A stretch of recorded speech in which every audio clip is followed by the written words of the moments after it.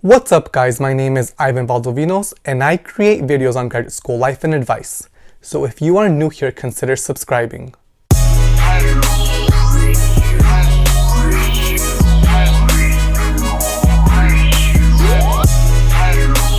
At the beginning of October, I began my PhD in education at the University of California, San Diego.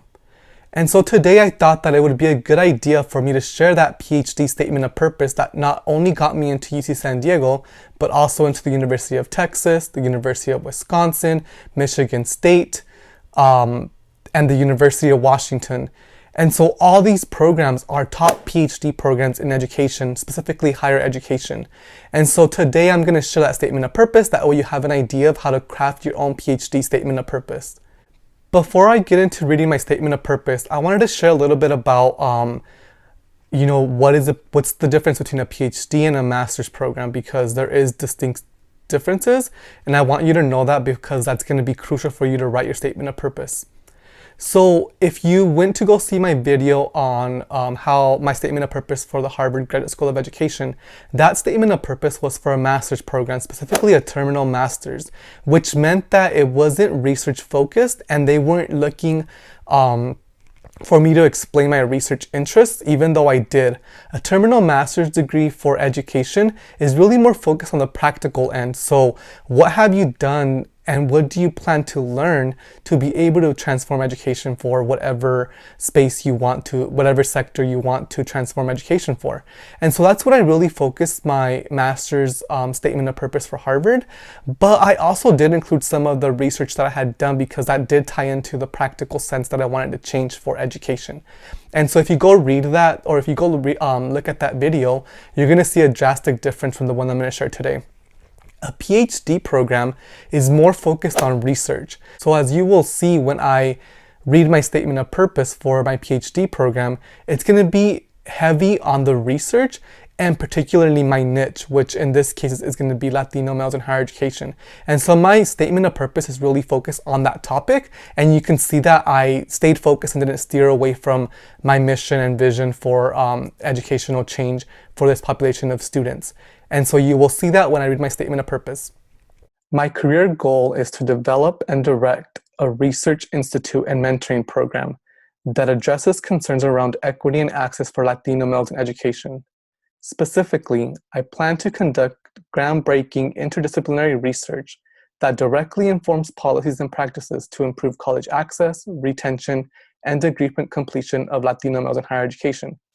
A PhD in education, transforming education in a diverse society at the University of California, San Diego will best equip me with the theoretical knowledge, practical experience, and research training necessary to improve the lives and shape the futures of boys and men of color in the United States.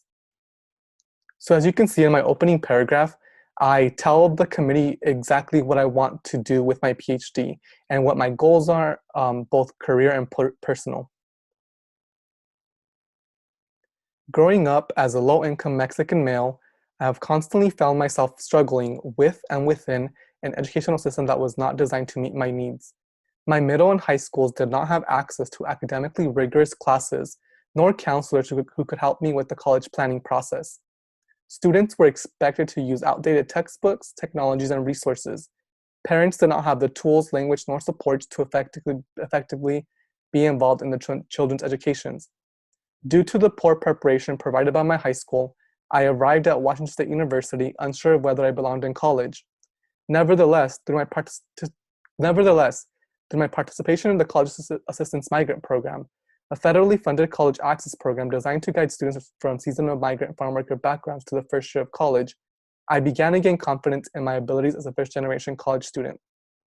Camp provided me and the other 59 students in my cohort with intrusive advising, tutoring, cultural enrichment opportunities, and most importantly, mentors who look like me. In the next paragraph, I give the committee a glimpse of my life and my struggles with education because I wanted to do this because obviously I'm applying for a PhD in education that's focused on equity issues, addressing equity issues. And so I wanted to show them some of the ways that I have struggled with education. And I did that through my personal experience in high school, but also through some of my experiences at the college level.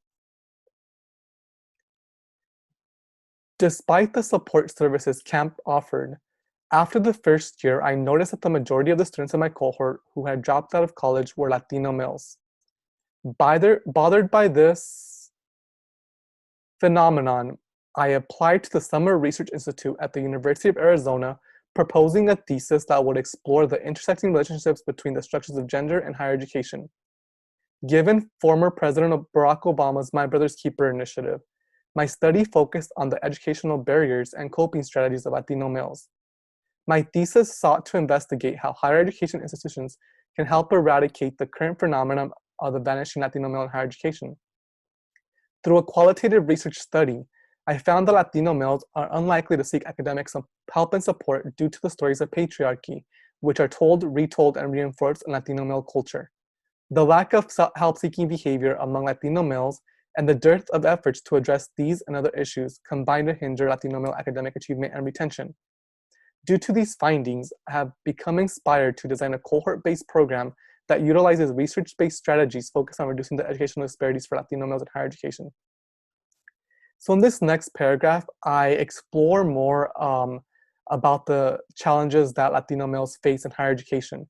So I speak about what I've noticed in the program that I was with the retention rates of Latino males, but then I translate that into finding out the reasons why through conducting research at the University of Arizona. And then I share a little bit about what I hope to do with those findings in my future career. Through my thesis, I discovered that Latino males' voices and experiences are often left out of the literature, minimizing their roles and leaving their children to depend on a distant or fragmented relationship with higher education. In the work, The Vanishing Latino Male in Higher Education, Dr. Victor B. Saenz and Dr. Luis Pon Juan suggest that family engagement can serve as an important mechanism for the academic success of Latino males. Grounded on Latino critical race, gender, and masculinity theory as theoretical frameworks, I plan to investigate the role of families in supporting Latino male college access, retention, and degree completion. Through in-depth interviews and home visits, I plan to investigate how Latino parents understand the system of higher education, specifically how it is that these parents develop the understanding and perceptions of the system, what are the resources, tools, knowledge, and power structures that help develop these notions, and what are the limits and barriers they face. To what degree do these students take into consideration their families' opinions of higher education, the reasoning behind it, and the results of these decisions are all notions that I seek to explore through my graduate work.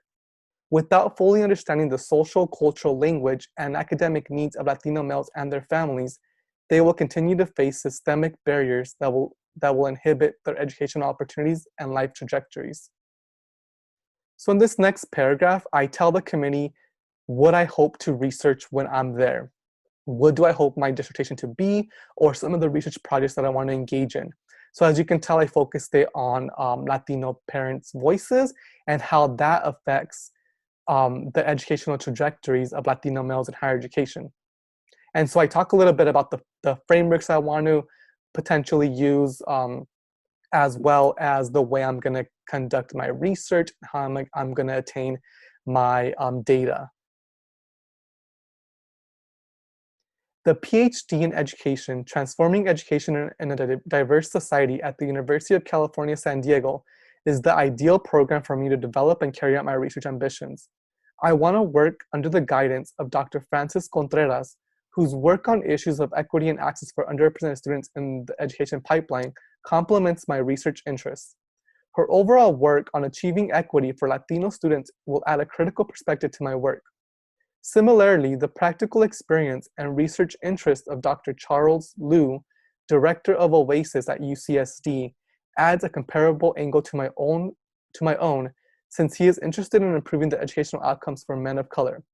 His role as a faculty and research affiliate with Project Males, a research and mentoring center that aims to increase year-to-year retention and graduation rates of Latino males and other males of color, will bring an important and analytical perspective to my research. Finally, I am interested in working as a researcher and coordinator with the Men's Success Initiative. This work will allow me to gain the practical experience necessary to develop my own mentoring program. So in this next paragraph, I explain the why UC San Diego in this PhD in Education Studies program. So I speak a lot about mentors. So I talk about Dr. Contreras, who does a lot of work on Latino students, Latinx students, in different and throughout the pipeline, so K through 12 as well as higher education. I also speak about this professor this faculty professor and staff whose name is Dr. Charles Liu, who actually does work with this project at the University of Texas called Project Males. So something I suggest that you do is definitely go deep in researching these professors, because as you can tell, like Dr. Charles Liu, he works at UCSD, but he also does work with University of Texas. And so I included that in there because I wanted to show the committee that I did my research, that I did my homework on these professors, and I'm just not throwing names on here that I want to work with. It is through the guidance and assistance of these scholars and the rest of the University of California, San Diego faculty that I hope to be able to use my lived and research experiences with the educational system in order to develop groundbreaking and insightful work that will contribute to social change. Ultimately, a PhD in education will provide me with the tools to make a transformative impact on education research, policy, and practice. I am committed to becoming a skilled and informed researcher with the goal of advancing the success of Latino males in higher education.